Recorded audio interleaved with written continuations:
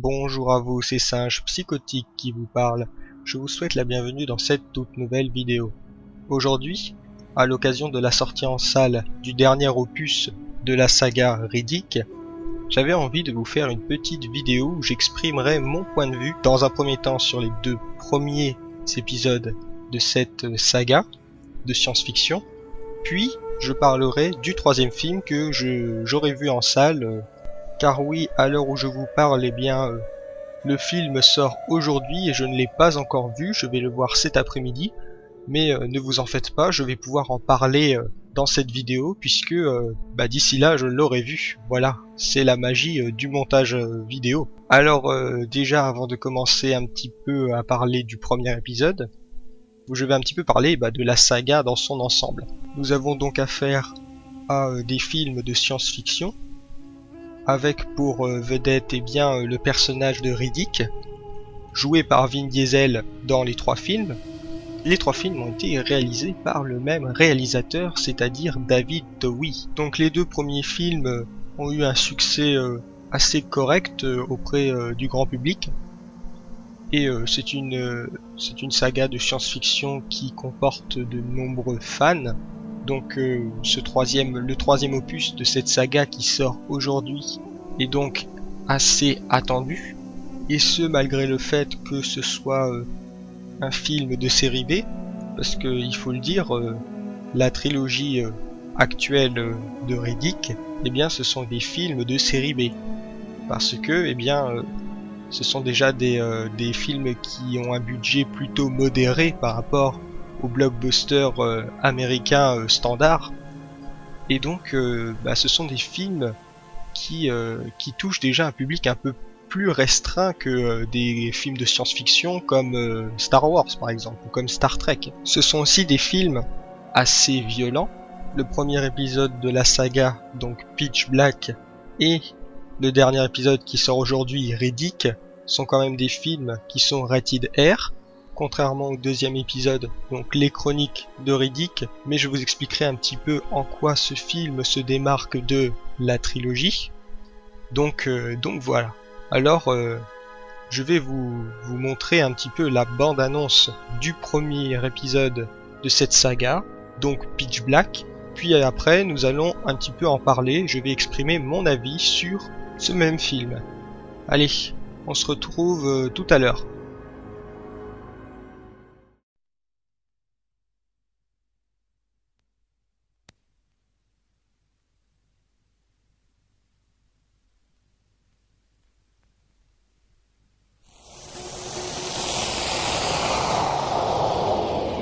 Il paraît qu'en sommeil cryogénique, la plupart des fonctions cérébrales sont désactivées, sauf celle de notre cerveau reptilien.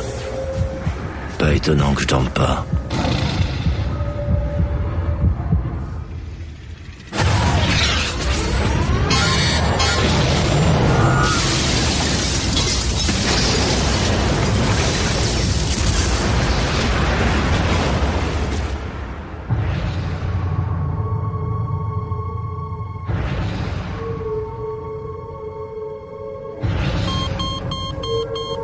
Si ce type s'est envolé, il s'est envolé. Pourquoi s'inquiéter? Il pourrait venir voler ce que vous avez. Il pourrait venir vous éprouver. Il est si dangereux que ça. Seulement avec les humains.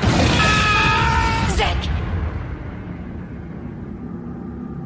Vous semblez tous avoir tellement peur de moi.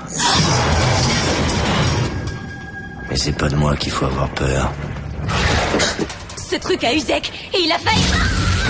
Lâche-moi! Comme il supporte pas l'obscurité, restons à la lumière du jour et tout ira bien.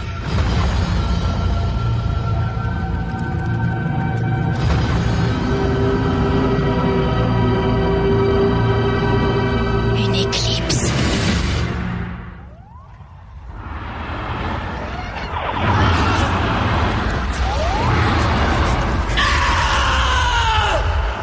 va tous y passer.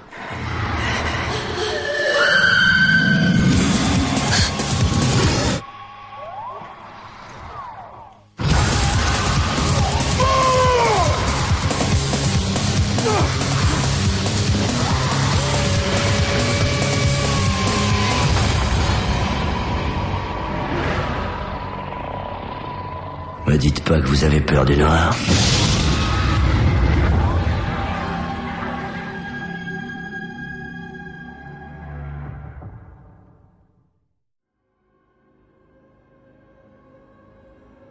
Et bah, on peut dire sans trop de problème que cette bande-annonce envoie du gros pâté périmé finlandais. Nous sommes donc le 19 juillet 2000 lorsque Pitch Black arrive dans nos salles obscures. Réalisé par David Towie, ce film de science-fiction horrifique met en scène le personnage de Riddick, joué par Vin Diesel, un acteur pas très connu à l'époque, que l'on a pu voir dans Il faut sauver le soldat Ryan de Steven Spielberg, où il jouait un rôle assez secondaire finalement. Il est amusant de constater que ce petit film de série B, qu'est Pitch Black, sera le véritable film qui lancera la carrière de Vin Diesel. Je ne vais pas passer par 4 chemins, ce film est vraiment génial. C'est une série B dans la pure tradition des films d'horreur de science-fiction que l'on peut facilement classer dans la même catégorie qu'Alien de Ridley Scott. Pitch Black n'est pas un film disposant d'un budget pharaonique, 23 millions de dollars de budget pour être exact, mais il arrive pourtant à créer une atmosphère pesante et angoissante, tout en nous faisant sentir la richesse de l'univers que David Towie et ses scénaristes ont créé. Il faut savoir que ce film n'a pas rencontré un succès incroyable lors de sa sortie en salle. Il faut dire que ce film est rated R, et par conséquent, il s'adresse à un public relativement restreint. Mais heureusement, le bouche à oreille a permis au film d'obtenir le succès qu'il méritait, et c'est lors de la sortie en VHS et DVD que le film s'est imposé comme un succès commercial, et comme un film totalement culte.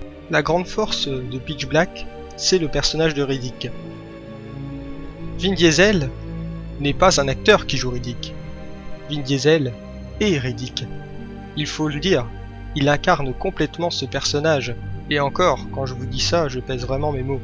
Parce que je ne suis pas un fan inconditionnel de Vin Diesel. D'ailleurs, c'est plutôt tout le contraire. Je déteste cet acteur, surtout dans Fast and Furious. En fait, je déteste Fast and Furious. Mais en vrai, voilà, c'est un très très bon acteur dans Pitch Black. De toute façon, on a l'impression que cet acteur, eh bien, à part dans la saga Riddick, eh bien, on a l'impression qu'il s'en fout. Il joue un petit peu en pilotage automatique, si je puis dire. Et donc voilà, si vous voulez avoir un petit peu, voir un petit peu, eh bien, la personnalité de cet acteur, je vous encourage à regarder le making-of du film Babylon ID, très intéressant, où on voit un petit peu, eh bien, la mentalité de l'acteur et sa manière de travailler. Mais je ne vais pas m'étendre plus sur le sujet, puisque de toute façon, dans la saga que nous traitons dans cette vidéo, eh bien, c'est un très très bon acteur dans chaque épisode. Et je n'ai pas encore vu à l'heure où je vous parle le 3e film, mais je pense ne pas prendre beaucoup de risques si je vous dis que Vin Diesel fera sans doute une très bonne performance d'acteur dans le 3e Riddick. Mais il faut aussi bien avouer que ce personnage est vraiment très très bien écrit. Surtout dans Pitch Black, puisque il y a une sorte eh bien, de dualité entre ce personnage et la menace qui pèse sur les survivants du crash. Le sang-froid à toute épreuve de Riddick le rend vraiment très charismatique. On a l'impression qu'il sait tout et que il n'y a pas grand chose qui peut l'inquiéter. Mais cela ne veut pas dire que ce personnage est surhumain et que on ne s'en fait pas pour lui. Durant toute la durée du film, le personnage de Riddick devra affronter une nuée inexorable de créatures extraterrestres belliqueuses. Et ce sont des créatures eh bien, qui sont le total opposé de lui, et qui sont une réelle menace aussi bien pour lui que pour ses compagnons. L'idée en fait qui est développée dans ce film, c'est que Riddick est capable de voir ces créatures qui attaquent furtivement et se cachent dans l'ombre grâce à ses talents de nyctalopie, puisque Riddick n'est pas un être humain, il s'agit d'un furien un extraterrestre capable de voir dans le noir. Et c'est assez intéressant puisque, finalement, les créatures qu'il affronte, qui symbolisent la peur, qui sont une sorte de chimère qui peut attaquer de n'importe où et puis qui est finalement c'est une menace invisible, voilà, c'est une menace que l'on ne peut pas arrêter. Et bien lui, Riddick, il est capable de voir cette menace et finalement c'est un symbole pour montrer que Riddick est capable de vaincre la peur elle-même. Et ce qu'il y a de plus intéressant, c'est que Riddick est un anti-héros. Il s'agit d'un prisonnier et malgré le mal qu'il incarne, on s'attache quand même à ce personnage. Et ça c'est assez intéressant puisque on se rend compte que pour survivre dans un milieu aussi hostile que cette planète, les membres de l'équipage doivent faire confiance à ce mal incarné par le personnage de Riddick. Il faut dire aussi que nous, en tant que spectateurs, on fait confiance à Riddick. On lui fait confiance pour qu'il puisse sauver les personnages principaux. Parce que oui, il est important de souligner que Riddick dans ce film n'est pas le personnage principal. Il est amusant de voir que ce personnage est si bien caractérisé, si bien joué, qu'il vole la vedette à tous les autres personnages. D'ailleurs, dans la première version du scénario de Pitch Black, Riddick devait mourir. Mais devant le potentiel absolument incroyable du personnage, les producteurs et David Towie ont décidé de le laisser en vie afin de ne pas compromettre de potentielles suites. Bien, je pense avoir exposé mon point de vue sur Pitch Black. Je vous le recommande très fortement, c'est vraiment un film totalement culte. Donc voilà, alors je vous donne rendez-vous juste après la bande-annonce du deuxième film, donc des Chroniques de Riddick, qui est la suite directe de Pitch Black, et on se retrouve tout à l'heure. Allez, c'est parti pour la bande-annonce des Chroniques de Riddick.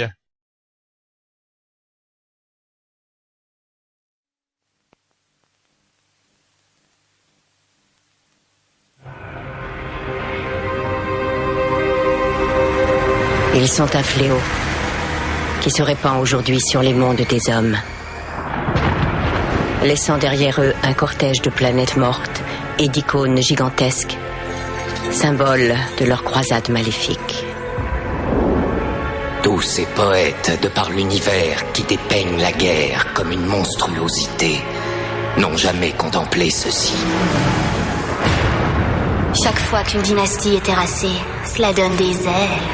Les Necromongers, une armée des ténèbres qui convertira ou tuera toute vie humaine. À moins qu'ils ne soient vaincus. Mais parfois, la meilleure arme contre le mal n'est pas le bien. Il est préférable de lui opposer une autre forme de mal. Qui es-tu? Riddick! D'où vient-il? De quelle race est-il? Ce sont les seules informations qui m'intéressent. Tu te souviens de ta planète d'origine? En connaissez-vous d'autres? D'autres de votre espèce. Cette guerre n'est pas la mienne. Dites-vous que c'est une épreuve. Convertissez-vous ou affrontez les affres de l'enfer. Tu vas chasser les monstres loin de chez nous? C'est moi, le monstre. Neutralisez Riddick. Ils sont là! Il commence à réaliser. Et tu es avec moi.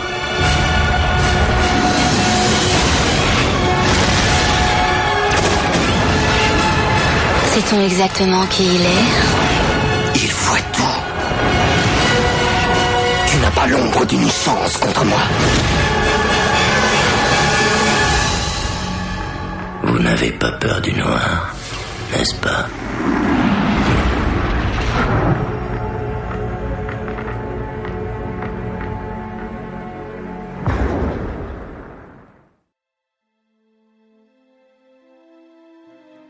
Le 18 août 2004 sort dans les salles de cinéma Les Chroniques de Riddick, suite directe de Pitch Black, réalisé toujours par David Towie, avec comme acteur vedette Vin Diesel dans le rôle de Riddick.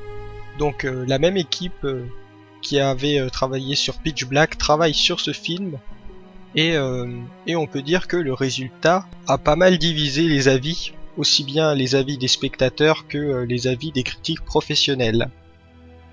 Alors je ne vous cache pas que ce film est sans doute le plus controversé des deux films en tout cas.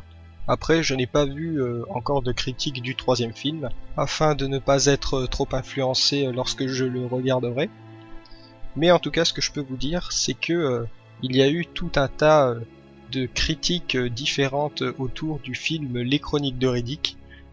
Il y a des gens qui pensent que c'est un très bon film, d'autres que c'est un film moyen, et certains disent que c'est une grosse merde. Alors, avant d'exprimer mon avis sur ce film, je vais un petit peu me pencher sur la façon dont il a été créé, et pour ce faire je vais vous commenter la fiche technique du film. Donc déjà, budget 110 millions de dollars, c'est beaucoup plus que le premier film, et c'est beaucoup moins une série B. Du coup ce film se rapproche un petit peu des blockbusters finalement, des blockbusters de l'époque bien sûr, puisqu'on parle quand même d'un film qui est sorti en 2004. Et donc il faut savoir que le budget des blockbusters augmente d'année en année, mais à cette période-là, 110 millions de dollars c'était quand même pas mal, c'était vraiment un gros budget quand même pour une série B. Et donc augmentation du budget dit élargissement du public visé automatiquement, car le film aura plus de difficultés à être rentabilisé. Ce qui implique, dans le cas des Chroniques de Riddick, un revirement de l'intrigue par rapport à ce qui nous a été raconté dans Pitch Black, puisque Pitch Black est un film rated R, excusez-moi. Et donc en tant que tel, c'était un film qui touchait un public assez restreint, comme je vous l'ai dit précédemment. Les Chroniques de Riddick n'est pas un film rated R, puisque l'idée c'était d'élargir un petit peu le public cible. Par conséquent, Les Chroniques de Riddick n'est pas un film de science-fiction horrifique comme son prédécesseur. Ici, nous nous retrouvons devant un film de science-fiction de type space opéra. Et là, je trouve que déjà, l'idée est bonne, car déjà ça démontre une volonté de la part du réalisateur et des scénaristes de faire un très bon film, puisque ce film ne va pas se baser sur les acquis de Pitch Black. Et donc, c'est une certaine prise de risque. Donc, on sent vraiment que ce film a été fait dans la volonté, bien sûr, de capitaliser sur le premier film. C'est pour ça qu'il y a eu une suite, mais aussi, pour essayer de proposer quelque chose de nouveau, et surtout, et ça c'est vraiment la volonté de Vin Diesel et de David Towie, d'élargir l'univers de Riddick, voilà, de cette saga. Et en fait, je pense que l'idée de ce film, c'était de créer une sorte d'histoire mythologique autour du personnage de Riddick, à la manière de Star Wars ou du Seigneur des Anneaux. Je pense que c'est un film qui est vraiment très très ambitieux. Mais est-ce que ce film est à la hauteur de ses ambitions? Alors là, ça, c'est justement le problème. Donc dans ce film, Riddick va devoir faire face à une civilisation d'hommes peu scrupuleux, si je puis dire, donc les Necromangers, qui sont une race de conquérants. Nous pourrions les comparer à l'Empire dans Star Wars ou aux forces de Sauron dans Le Seigneur des Anneaux. Voilà.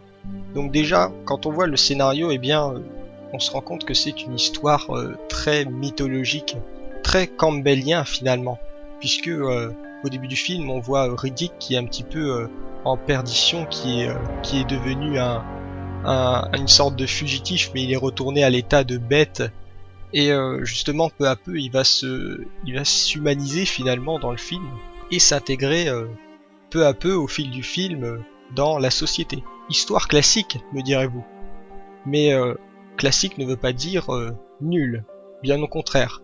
Je pense que le concept de base de créer un film Riddick, mais qui soit une expansion de l'univers une expansion au niveau de l'ampleur du film, puisque là on nous parle quand même de faire un énorme film de space opéra qui était censé être une œuvre fédératrice et qui serait le commencement d'une nouvelle saga culte du cinéma, n'était pas une mauvaise idée.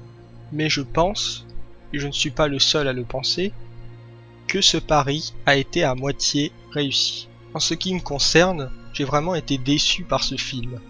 Une fois que je l'ai regardé, et je peux vous dire que je l'ai regardé vraiment juste après Pitch Black la première fois. Mais ça m'a vraiment, j'ai vraiment été déçu, voilà. Parce que franchement pour plein de raisons. Et pourtant, voilà, on sent quand on regarde le film que ce film a été fait pour nous proposer quelque chose de nouveau, pour proposer un film d'une qualité irréprochable. Mais malheureusement, ce n'est pas le cas du tout. Alors, moi je pense que ça vient d'un manque de cohérence dans le scénario et d'un manque, j'ai envie de dire de réalisme, mais c'est pas trop le mot. Je dirais plutôt un cruel manque de vraisemblance.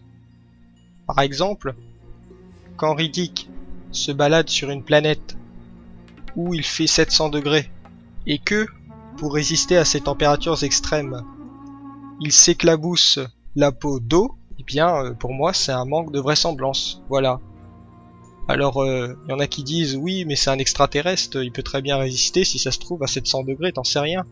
Oui, je veux bien, mais y a rien dans le scénario qui nous avance ça, en fait. Y a rien dans le scénario qui nous est dit avant cet événement que Riddick, peut résister à 700 degrés.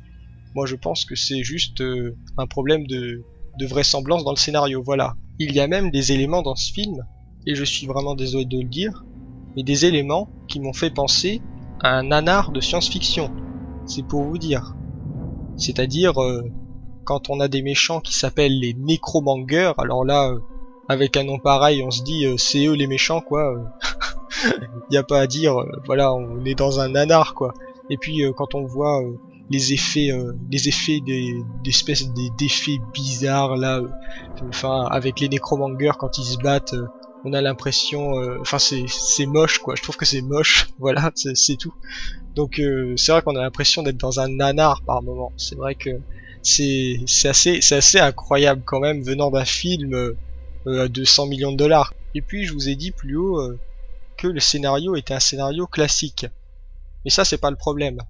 Parce qu'un scénario peut être classique, mais il peut proposer des idées originales. Mais dans les chroniques de Riddick, il n'y a aucune idée originale. C'est cliché au possible. Et ça, c'est vraiment le problème, un autre problème du film, quoi. Ça n'arrange pas les choses. Franchement, il y a même dans les dialogues, j'ai trouvé qu'il y a certains dialogues, mais qui étaient pas du tout inspirés, quoi. Enfin, des trucs assez clichés, quoi. Et c'est dommage parce que on sent que le réalisateur veut faire un bon film. Ça se voit dans le film. On voit que il y a une direction artistique qui est très travaillée. On voit que, on essaye de nous proposer vraiment un film grandiose. Mais ce film n'y arrive jamais. C'est assez incroyable et je suis désolé de le dire, hein, parce que j'aimerais vraiment aimer ce film. Hein. Mais voilà, c'est pas non plus un film que je déteste, mais c'est franchement, je pense que ça aurait vraiment pu être mieux. Le film est sorti en 2004, nous sommes en 2013, je l'ai revu récemment pour les besoins de cette critique, et je peux vous dire que les effets spéciaux ont vraiment très très mal vieilli. Les images de synthèse, mais c'est un truc de fou. Je dis ça parce qu'en fait, la critique récurrente de ce film à l'époque, ça a été justement les effets spéciaux, qui manquaient de qualité. Attention, les effets spéciaux, mais pas la direction artistique. La direction artistique du film est plutôt bonne. C'est pas non plus exceptionnel, mais c'est une bonne direction artistique. Mais les effets spéciaux, il paraît que déjà à l'époque, ils étaient ils étaient pas terribles, quoi. Et donc, ça renforce l'idée que je pense que c'est un film qui n'était pas à la hauteur de ses ambitions. On peut très bien faire un film très ambitieux à 100 millions de dollars, mais encore faut-il bien gérer le budget. Parce que c'est vrai que ce film veut nous montrer beaucoup de choses, mais que comme il n'a pas forcément le budget nécessaire, parce que 100 millions de dollars c'est un gros budget, mais ce n'est pas non plus par rapport au scénario des Chroniques de Riddick, Enfin voilà, 100 millions de dollars, c'est juste quoi. Il aurait fallu peut-être 200 millions de dollars, et encore, je sais même pas si ça aurait été, assez quoi. Donc c'est vrai que c'était un scénario un petit peu trop ambitieux, je pense. Alors bien sûr, ambitieux en termes de spectaculaire, voilà.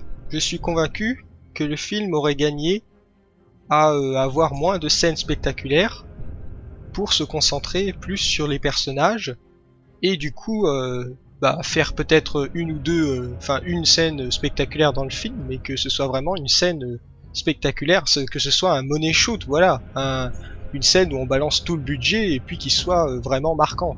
Bon, là je suis en train de défoncer le film, mais en vérité c'est pas un film que j'ai détesté. Voilà, c'est un film qui aurait pu faire mieux, ça c'est sûr, mais ce n'est pas du tout une merde comme beaucoup de gens le disent. Il y a pas mal de gens qui disent que c'est une merde ce film.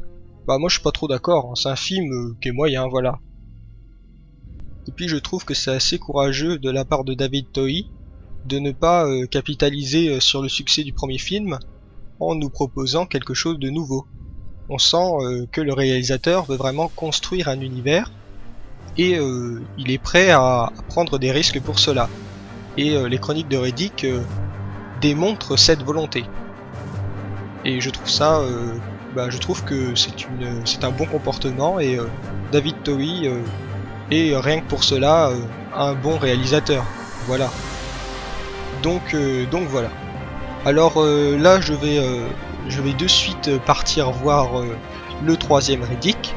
Pendant ce temps, vous allez voir la bande-annonce de ce même film et on se retrouve tout à l'heure pour la critique du troisième Riddick. Allez, à tout à l'heure.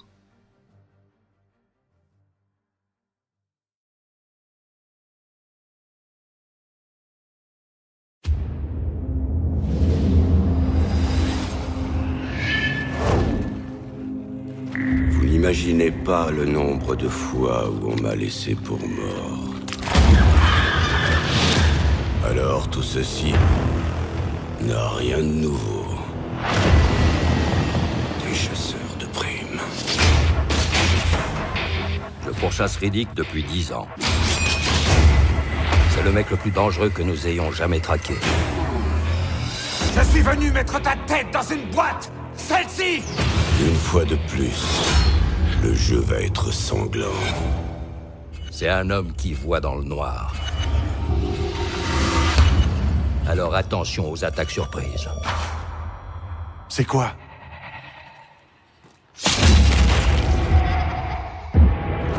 Riddick! 1 de moins. 3 de moins. Vous voyez où je veux en venir? Encore!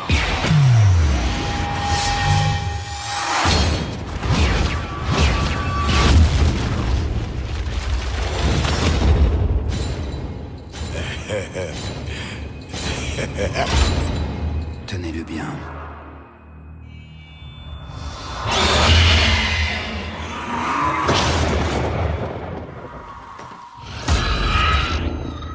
Qu'est-ce qui se passe?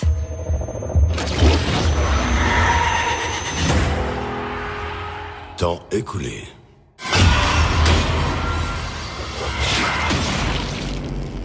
Ouais, relâchons-le.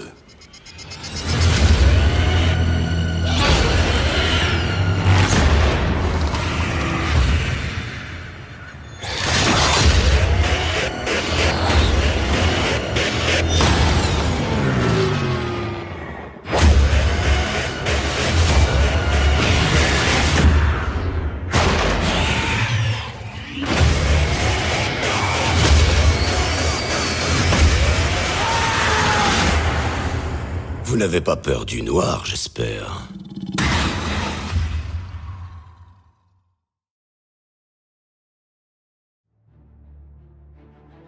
Donc aujourd'hui, à l'heure où je fais cette vidéo, nous sommes le 18 septembre 2013, le jour de la sortie du troisième épisode de la saga Riddick, intitulé très sobrement Riddick, et ça fait à peu près 1h30 que j'ai vu ce film au cinéma. Alors je vais un petit peu eh bien vous exprimer mon ressenti par rapport à ce film. Et donc peut-être que mon avis manquera d'objectivité et de recul finalement, puisque ça fait pas longtemps que je l'ai vu, et je ne l'ai vu qu'une seule fois. Donc voilà. Alors déjà je vais commencer par dire mon avis global. Donc de mon point de vue, eh bien ce film est un bon film. Oui, il est vraiment pas mal, même si il reste moins bien que le premier. Je trouve bien meilleur que le deuxième, et ça il n'y a pas photo, même si c'est deux styles différents. Alors par contre oui, c'est pas un film dénué de défauts, c'est vrai qu'il y a des choses qui sont assez impressionnantes. Impressionnantes de nullité bien sûr. Donc alors déjà ce qui est important de dire, c'est que ce film est clairement une série B, mais même pour une série B, eh bien je trouve que le budget est quand même relativement bas. Ça m'a assez étonné quand j'ai vu le budget là en rentrant du film, mais après tout ça m'étonne pas, hein. Je vais vous dire pourquoi un petit peu plus loin dans cette vidéo. Et bien en fait le budget est de 38 millions de dollars, donc c'est quand même plus que le premier opus, mais par rapport au standard actuel, c'est quand même vraiment peu, même pour une série B, et surtout pour une série B américaine du calibre de Riddick quoi. Alors c'est nettement moins que le deuxième opus, mais ça il fallait s'y attendre puisque le deuxième opus a été très fortement critiqué, et puis c'est vrai que le passage au film A, si je puis dire, ne s'est pas très bien passé, même si le deuxième épisode de la saga Riddick n'est pas considéré comme un film A, eh bien c'est quand même, il s'en rapproche quand même, parce que c'est quand même un film qui a coûté plus de 100 millions de dollars. Mais bon, je m'égare un petit peu.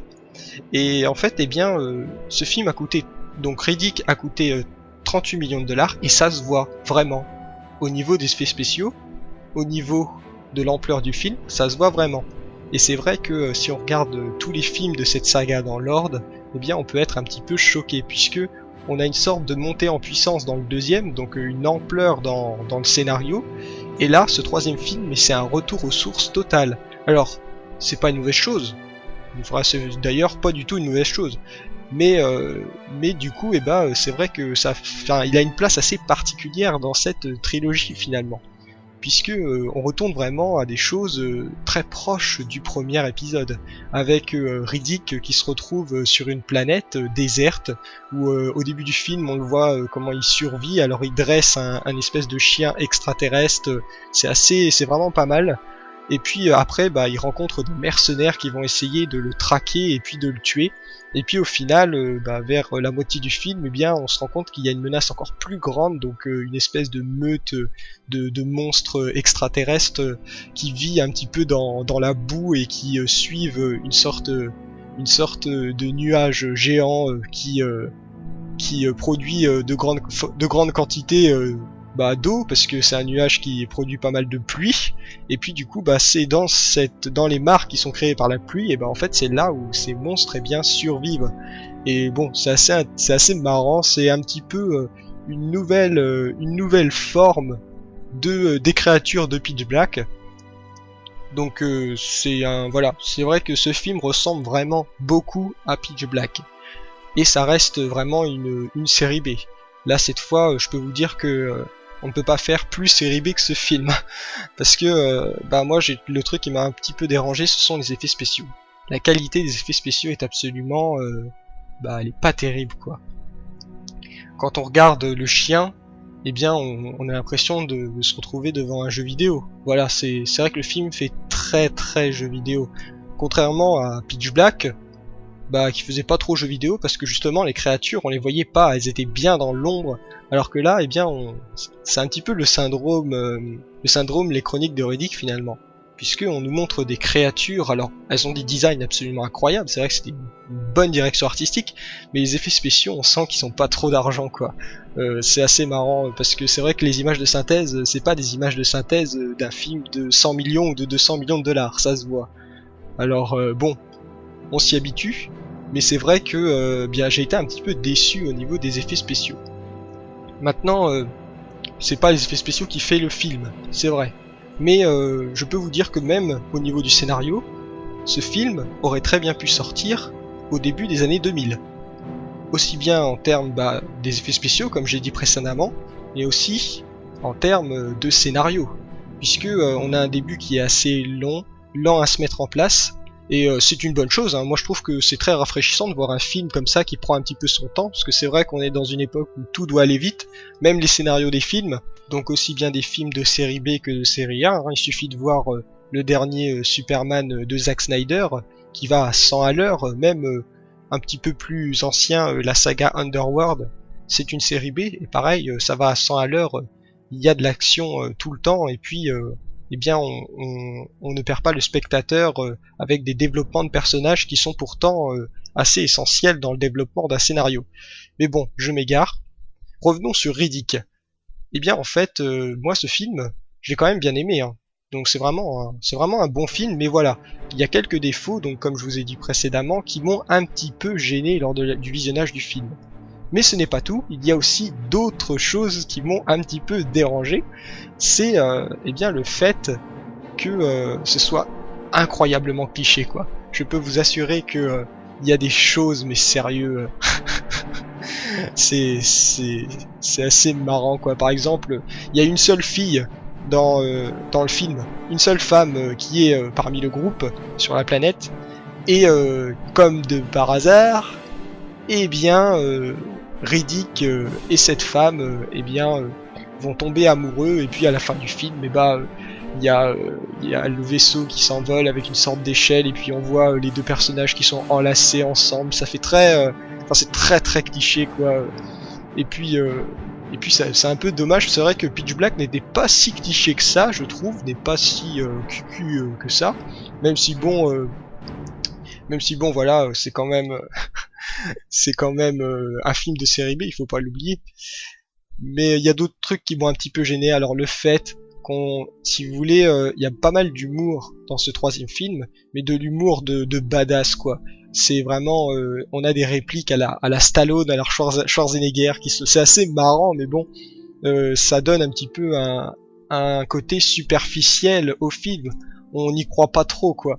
Donc c'est vrai que bah par exemple c'était la magie du premier film de Pitch Black et même des Chroniques de Riddick, c'est que eh bien il y avait pas tant c'était assez cliché bien sûr les Chroniques de Riddick, mais il n'y avait pas autant eh bien de blagues badass comme ça pour nous dire vous avez vu ce film, c'est un film de dur, c'est un film pour les mecs, vous voyez, il y a du sang, les mecs ils disent des phrases cool, il y a des gros mots tous les 5 minutes, voilà, c'est un film pour les vrais durs.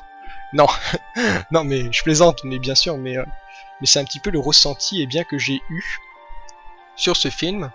Alors maintenant, bah il y a quand même des trucs que j'ai vraiment bien aimé, hein. Il y a une chose que j'ai bien aimé, c'est ce film est rated R. Ça y est, on a fini la période des Chroniques de Riddick, eh bien où il fallait un petit peu se freiner sur la violence. Et bien là, un Riddick rated R au cinéma, et bien ça fait vraiment du bien. Je peux vous assurer qu'il se marre, mais il y a des trucs, je vais peut-être pas vous spoiler le film, mais bon, je peux vous dire que ça saigne bien, et puis il y a même des effets gore qui sont un petit peu comiques, voilà. Donc c'est assez marrant. Moi je trouve que c'était vraiment une bonne idée. De toute façon, je pense que pour garder son identité, eh bien la saga Riddick devrait rester rated R. Voilà. Alors bien sûr, je comprends que rated R, ça baisse le budget, puisque bien, comme je vous ai expliqué lors de ma critique précédente sur les Chroniques de Riddick, eh bien rated R ça signifie public restreint, et public restreint ça signifie eh bien petit budget, puisque on va pas prendre le risque de faire un gros film rated R, parce que on sait que il n'y aura pas beaucoup de gens à aller le voir. Mais ce qu'il y a d'intéressant, c'est que eh bien on se rend compte que le projet du troisième Riddick, enfin du troisième épisode de cette trilogie, eh bien a dû beaucoup changer de direction. Parce que là on se retrouve vraiment, donc comme je vous ai dit un petit peu avant, devant un film qui est un film de science-fiction horrifique. Et bah c'est bien, hein, je vous l'ai dit avant, je vous ai déjà exprimé un petit peu mon point de vue là-dessus. Et puis bah c'est assez intéressant parce que je pense qu'il y a vraiment eu tout un remue-ménage de la part de David Towie pour faire un film Riddick qui puisse élargir l'univers eh bien qu'il a envie de construire, malgré la contrainte que lui ont imposé les producteurs, puisque je pense que ce sont les producteurs qui lui ont imposé de faire un film dans la lignée du premier film, puisque de toute façon, s'il avait voulu faire une suite aux Chroniques de Riddick, après le four que s'est pris les Chroniques de Riddick, je pense qu'il n'aurait jamais trouvé de producteur, tout simplement. Et je suis sûr que c'est pour ça que le film a mis 10 ans à se faire. Ça, c'est garanti. Mais voilà, alors c'est assez intéressant. Moi je suis content d'avoir vu ce film parce que je peux vous assurer qu'on en parle depuis des années, et puis maintenant que je l'ai vu, je suis assez content. Et puis le film est bon, hein. Moi franchement, je pense que c'est un film que je me procurerais allègrement en Blu-ray, avec bien entendu donc peut-être un coffret, je sais pas, peut-être que je rachèterai les autres épisodes histoire d'avoir un joli coffret. Alors oui, je sais que cette critique de Riddick est un petit peu pas du tout structurée, voilà. Mais bon, là je vous parle un petit peu de manière spontanée, je vous dis un petit peu les choses qui m'ont marqué, les choses que j'ai aimées.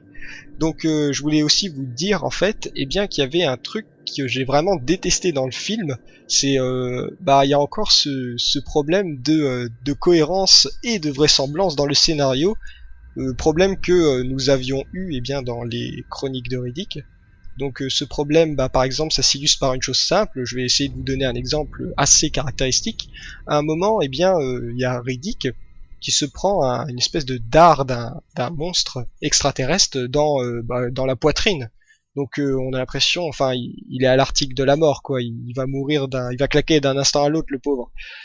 Et tout à coup, il ramasse une sorte de braise, mais une braise vraiment grosse, quoi, qui fait la taille de son poing, et il va s'en servir pour cautériser la plaie. Alors, je veux bien qu'on soit dans un film de série B ou dans un film de science-fiction ou que Riddick soit un extraterrestre, mais quand même, hein, on cautérise une plaie, oui c'est vrai, mais le dard, il était quand même bien enfoncé dans la poitrine, hein. Je pense qu'il y a une hémorragie interne, et voilà, parce que je peux vous dire qu'après, une fois que la plaie est cautérisée, Riddick, il reprend du poil de la bête, il frappe les monstres à main nue et tout ça, enfin c'est assez marrant.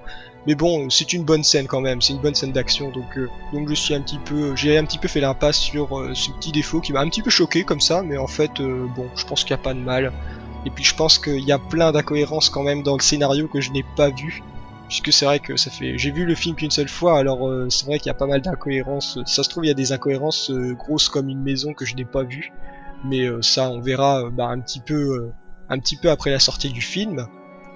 Et donc voilà, donc globalement, un bon film, je vous le conseille très fortement. Franchement, vous allez passer un bon moment, c'est un très bon divertissement, à même titre que Pitch Black et les Chroniques de Riddick, excusez-moi. Parce que oui, il faut pas oublier que ces films-là, ce sont des divertissements avant tout, voilà. Donc il faut les voir, mais faut pas y voir non plus un chef-d'œuvre de la science-fiction, voilà.